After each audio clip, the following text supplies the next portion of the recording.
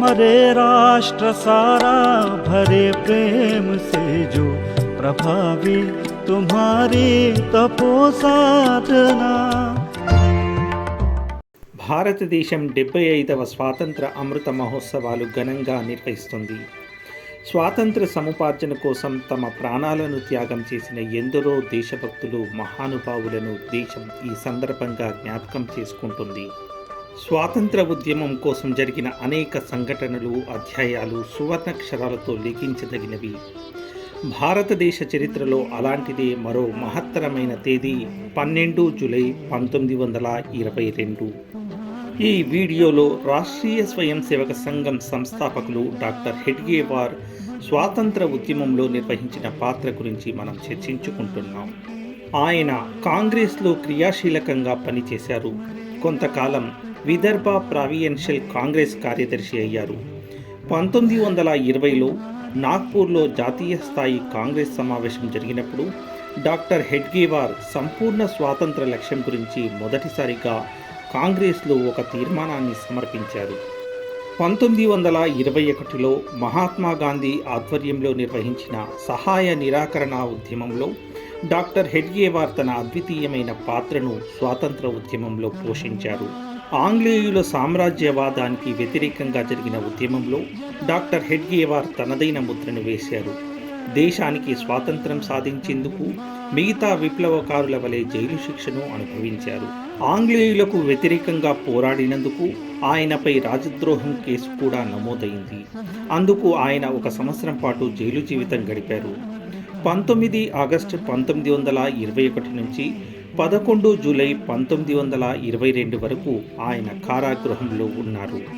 किस कानून के तहत अंग्रेजों को भारतवर्ष पर राज्य करने का अधिकार मिलता है, वो कानून अगर कहीं है तो बताओ। मैं तो आपके इस अधिकार को ही नहीं मानता, आपके कानून को भी नहीं मानता, आपके न्याय को भी नहीं मानता। तो जज ने उनको 1 वर्ष सश्रम कारावास की सजा देते समय कहा कि जिन भाषणों के कारण इन पर आरोप लगा है उससे ज़्यादा ज्वालाग्राही भड़काऊ भाषण इनका बचाव का भाषण। 1922లో మొట్టమొదటిసారిగా స్వాతంత్ర సమరయోధులు పాఠక్జీ జైలు నుంచి బయటకు వచ్చారు. ఆ తర్వాత ఒక్కొక్కరుగా జైలు నుంచి విడుదలయ్యారు. అలా డాక్టర్ హెడ్గేవార్ 12 జూలై 1922 ఉదయాన్నే జైలు నుంచి బయటకు వచ్చారు. డాక్టర్ హెడ్గేవార్ ఆ రోజున జైలు నుంచి బయటకు వచ్చే సమయానికి హోరున వర్షం కురుస్తుంది. అంత భారీ వర్షంలోనూ ఆయన స్నేహితులు డాక్టర్ మోంజే, డాక్టర్ పరంజాపే, డాక్టర్ నభాకరే తదితరులు ఆయన కోసం జైలు బయట వేచి ఉన్నారు. సన్మానాలు, పుష్పమాలలకు దూరంగా ఉండే డాక్టర్ హెడ్గేవార్ ఎంతో ఆప్యాయంగా వారు తీసుకొని వచ్చిన పుష్పమాలలను వినయంగా స్వీకరించారు. వారితో పాటే ఇంటికి చేరుకున్నారు. వారు బయలుదేరి వస్తున్న దారిలో ప్రతి ఒక్కరూ వారిని ఆపి పూలమాలలతో సత్కరించారు. అదే రోజున డాక్టర్ హెడ్గేవార్ను ఘనంగా సన్మానించాలని స్థానిక నేతలు నిర్ణయించారు. ఆ సభకు మోతీలాల్ నెహ్రూ, విఠల్ భాయ్ పటేల్, రాజగోపాలాచారి, హకీం అజ్మల్ ఖాన్, డాక్టర్ హన్సారీ తదితర పెద్దలందరూ హాజరవుతున్నారని ప్రకటించారు.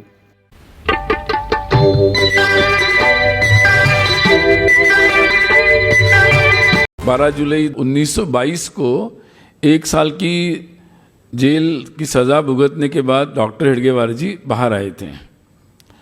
नागपुर में उनके स्वागत में एक विशाल सभा हुई थी. उस सभा में उद्बोधन करने के लिए मोतीलाल नेहरू भी आए थे, राजगोपालाचारी भी आए थे, बहुत सारे उस समय के नेता आए थे. 12 జూలై 1922న సాయంత్రం వరకు భారీగా వర్షం కురుస్తూనే ఉంది. దాని కారణంగా కార్యక్రమం మైదాన ప్రాంతంలో కాకుండా మరో చోటకు మార్చబడింది. హోరున వర్షం కురుస్తున్నప్పటికీ సభామందిరం పూర్తిగా ప్రజలతో నిండిపోయింది. డాక్టర్ నభాకరే కార్యక్రమానికి సభాధ్యక్షుడిగా వ్యవహరించారు. డాక్టర్జీకి స్వాగతం పలుకుతూ ఒక స్వాగత ప్రస్తావన చేయబడింది. ప్రజలంతా హర్షధ్వానాలతో దానిని ఆమోదించారు. ఆ తర్వాత పండిత్ మోతీలాల్ నెహ్రూ, హకీం అజ్మల్ ఖాన్ యొక్క ప్రసంగాలు కొనసాగాయి. వారు ప్రసంగిస్తూ డాక్టర్ హెడ్గేవార్ దేశభక్తి, నిస్వార్థత గురించి ఎవరికీ ఎలాంటి సందేహం లేదు. కానీ ఈ లక్షణాలన్నీ ఆత్మబలిదానాల కొలిమిలో నుండి బయటపడుతున్నాయి.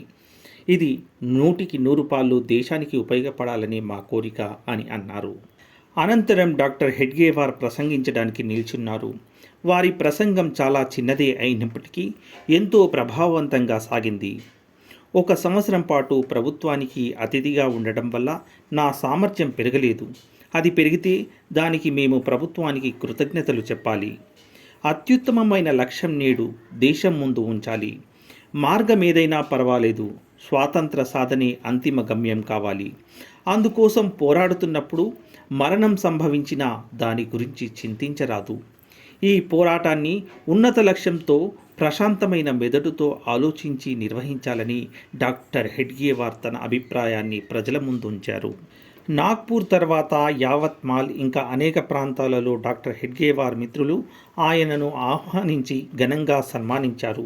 చాలా చోట్ల ఆయనను పుష్పమాలలతో సన్మానించి పురవీధులలో ఊరేగించారు. ప్రతి చోట మంగళహారతులు పట్టి ఖాదీ వస్త్రాలు బహూకరించారు. యావత్మాల్లో జరిగిన సన్మాన సభలో లోక్నాయక్ బాపూజీ ఆనే అధ్యక్షతన ఘనంగా నిర్వహించబడింది. ప్రజలందరి దృష్టిలో ఆయన జైలు నుండి బయటకు వచ్చారు. కానీ ఆయన మస్తిష్కంలో ఇంకా సంఘర్షణ కొనసాగుతూనే ఉంది. దేశానికి స్వాతంత్రం లభించాలంటే ఎలాంటి మార్గాన్ని ఎంచుకోవాలనే అభిప్రాయంతో ఆయన తీవ్రంగా ఆలోచించారు. దేనివల్ల భారతదేశానికి స్వాతంత్రం లభిస్తుందన్న అంతర్మతనం ఆయనను వెంటాడుతూనే ఉంది. భారతదేశం పరాధీనంలో ఉంది అన్న బాధ ఆయనను కలిచివేసి డాక్టర్జీని సన్మానించిన చోటల్లా ఆయన మెడలో అనేక పుష్పమాలలు వేస్తున్నారు. తలపై పుష్పవర్షం కురిపిస్తున్నారు. కానీ ఆయన ఆలోచనలు మరో విధంగా సాగుతున్నాయి. అంతర్మదనంతో తల వంచుకునే వాటిని స్వీకరిస్తున్నారు.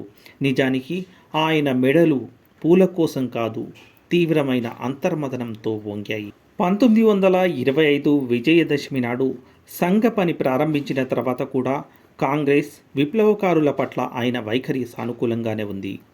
1930లో మహాత్మా గాంధీ ఉప్పు సత్యాగ్రహాన్ని ప్రారంభించినప్పుడు సరసంఘచాలక్ బాధ్యతలను డాక్టర్ పరంజాపైకి అప్పగించి కొంతమంది సహచరులతో వ్యక్తిగతంగా ఉద్యమంలో పాల్గొని జైలు పాలయ్యారు. అదేవిధంగా విప్లవకారులతో కూడా ఆయన సంబంధాలు కొనసాగాయి.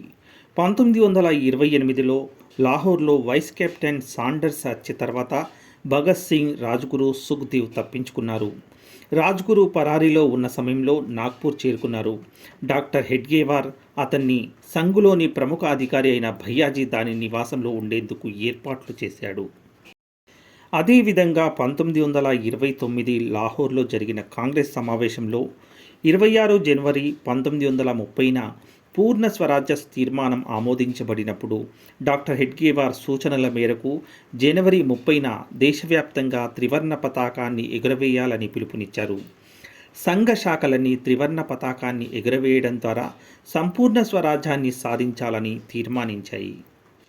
దేశం కోసం, స్వాతంత్ర సముపార్జన కోసం డాక్టర్ హెడ్గేవార్ జీవితంలో ఇలాంటి అనేక సంఘటనలు మనకు స్పష్టంగా కనిపిస్తుంటాయి. ఇవన్నీ కూడా చరిత్రలో సువర్ణాక్షరాలతో లిఖించదగినవి. కానీ వామపక్షవాద లేఖకులు, పండిత్ జవహర్లాల్ నెహ్రూ కనుసన్నల్లో నడిచిన చరిత్రకారులు ఈ సత్యాన్ని మరుగున పరిచేందుకు శాయశక్తులా కృషి చేశారు. వారు పండిత్ మోతీలాల్ నెహ్రూ పాల్గొన్నటువంటి కార్యక్రమాన్ని కూడా పూర్తిగా విస్మరించారు. అందులో ఆయన డాక్టర్జీని ఎంతగా ప్రశంసించాడో ఆ విషయాన్ని కూడా చరిత్రకు అందకుండా చేశారు. స్వాతంత్ర సముపార్జన కోసం నిరంతరం కృషి చేసి దేశానికి కేవలం స్వాతంత్రం లభిస్తే సరిపోదు, దాన్ని శాశ్వతంగా నిలుపుకోవాలంటే హిందూ సంఘటనే ఏకైక మార్గమని భావించారు కేశవరావు. అందుకు రాష్ట్రీయ స్వయం సేవక సంఘ్ను స్థాపించి ఎందరో దేశభక్తులను తయారు చేసే సంస్థగా తీర్చిదిద్దారు. అటువంటి నిష్కలంక దేశభక్తుడు, భారతమాత వీరపుత్రుడు డాక్టర్ హెడ్గేవార్ను ఆజాదీ కా అమృత మహోత్సవాలు జరుగుతున్న శుభ సందర్భంగా ఆయనను స్మరించడం మనందరి బాధ్యత. ఆ మహానుభావునికి శతకోటి నమస్కారాలు. केशव तुमको कोटि कोटि अभिवादन।